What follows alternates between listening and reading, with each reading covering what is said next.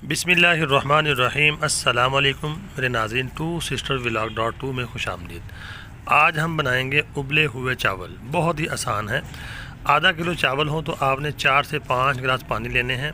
उनको बर्तन के अंदर डाल के चूल्हे के ऊपर रख देना है और 1 चम्मच आपने नमक का डाल देना उसके अंदर, पानी को उबाला आने तक। तो उससे पहले आपने चावल साफ़ करके उसको धोकर पानी में भिगोना है कम से कम 15 मिनट। उसका पानी निकाल लेना आपने और चावल आपने इसके अंदर डाल देने हैं जब पानी उबल जाएगा। तो वक्तन फ़वक्तन आपने इसको देखते रहना है। ये देखें चावल डाल दिए हमने और अपना ये उबल रहे हैं, देखें।